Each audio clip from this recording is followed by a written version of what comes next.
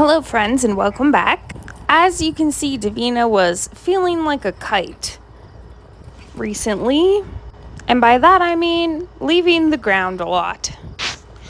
She was on stall rest because she did break her fence and get cut up and get a little scrape on her eyelid and have some pretty scraped up back legs.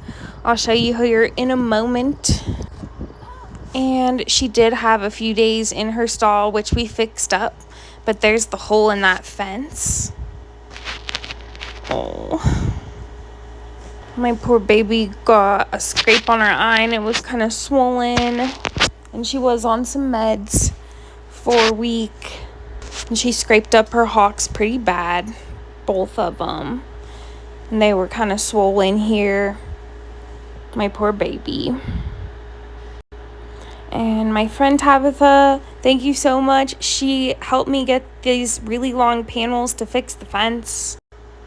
We had a really hard time getting these in here. We had to fold them in half. And then we had to make another trip and get some panels, but we fixed up the fence and got some more fencing materials. And so this morning was a lesson with Molly. And Davina was doing this stuff, and she actually pulled the lunge line out of Molly's hand at one point, ran over to Disco. And so I decided to get in there and just help Davina work through this situation. It's completely understandable that she's feeling this way, but I definitely don't want her to get in the habit of running away or pulling away from a rope, which was her tendency when I first got her 7 years ago. However, I have to be really careful here because it's really easy for a horse to pull me off my feet. I don't have a ton of feeling in my legs and I'm very unstable on my feet, and so let's talk a little bit about what's happening here, what we did about it, and also some safety stuff about not getting pulled or hurting yourself when you're dealing with a horse in this situation and with a rope.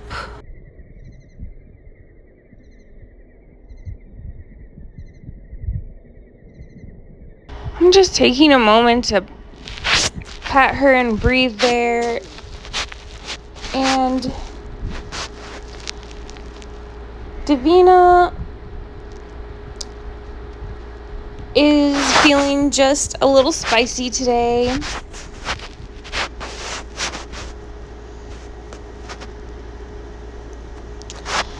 I think it's really helpful in these situations to try to keep a light, happy feeling with yourself. If you need to laugh or giggle at the situation, sometimes that helps me lighten up a little bit. And this head shaking, tail swishing, and little takeoffs is an indicator my horse is stressed out or feeling some flight or fight. Her nervous system is over threshold a little bit, and she has some energy to expend, and I'm just going to quietly let her expend that energy and just not let her leave the circle or pull the rope out of my hand. But I try not to jerk her head and cause myself the need for a chiropractic adjustment on my horse. Their necks are really sensitive. It's a really sensitive point on their body that can get pulled out, and you can pull those muscles. And some of it she is doing to herself, and I can't let the rope go, but I can gently close my hand on the rope and just not give a huge tug, but still close my hand and keep my elbow bent, my hand near my hip area, and I can also squat down on my legs if I need to give myself a little bit of support. But my goal is just to close my hand at that point and keep my hand where it goes, not jerk back. Exactly. If I see the horse completely going the opposite direction, I should give some indication on the rope not to just leave, but to turn their head towards me. But think of it as being a smooth motion, a gentle thing that we guide their head there. And something that can help you out a lot is to use a cavesson instead of a halter when you're lunging. And please don't ever use a bit if your horse is acting like this and you need to lunge them. You can really damage their mouth and their lips with a bit pulling on them when they're having these antics.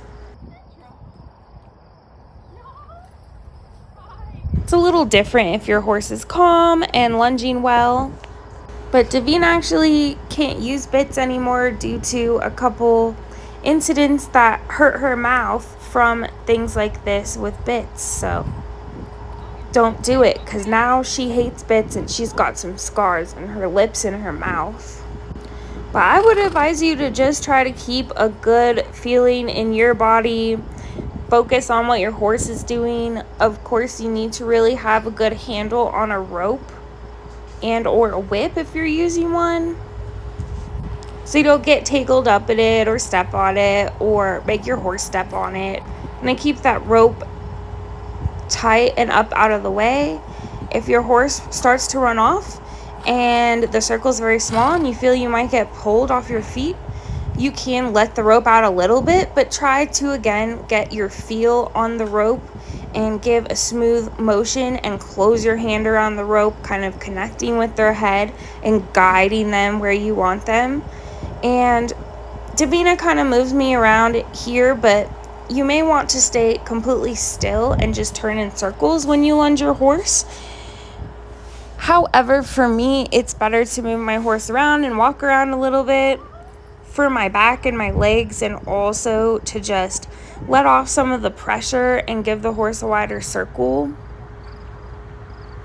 And yeah, that was Davina's little antics there, but we got through it until we could slow her down and speed her up in the walk and in the trot. And Molly went back to lunging her, and I didn't get video of that, but here is our next lesson where Davina's still feeling pretty spicy and having, I think, some hormone issues and is in heat, but we'll get to that next time. I made some mistakes, and again, we're gonna try to work through it and just fix them.